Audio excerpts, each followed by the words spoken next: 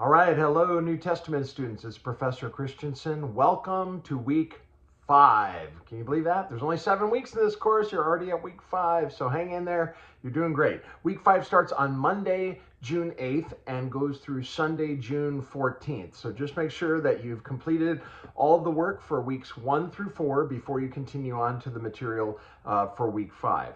Week 5 is going to cover what I call the smaller letters of Paul. Last week we looked at the big letters of Paul, Romans, 1st and 2nd Corinthians, that have many chapters, like 16 chapters.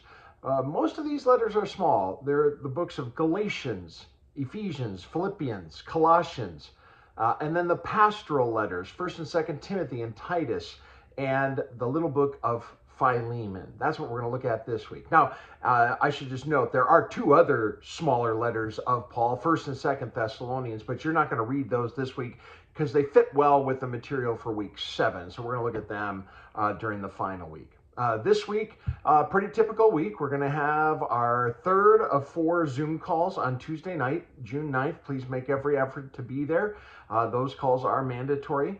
After that, we're going to follow our typical week structure, which I'm sure you're familiar with by now. Your discussion post is due by Thursday, and your 3 responses to your classmates is due by Sunday. This week's question, as you read the smaller letters of Paul, is this: should the New Testament be read as affirming the equality of men and women, or does Paul place limits on certain roles? Use verses from the smaller letters of Paul to defend your answer. And you can also use verses or other sources to enhance the discussion if you like. I just want to say, don't be afraid to debate each other, challenge each other, point out missing arguments. If we all just say, I agree with you, Scott, I agree with you, Joe, that's kind of boring to read. So obviously be nice, don't be a jerk, but don't be afraid to challenge and debate and discuss. That makes it more fun.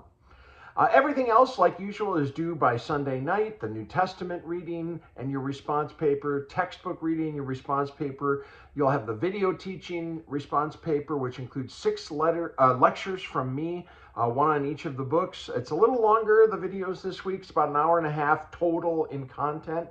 But they're about 10 to 20 minutes each, the videos. So, and then finally, there'll be those additional readings. One on predestination and election, which we've talked about before, came up in Romans. It comes up again, you'll see, in the book of Ephesians.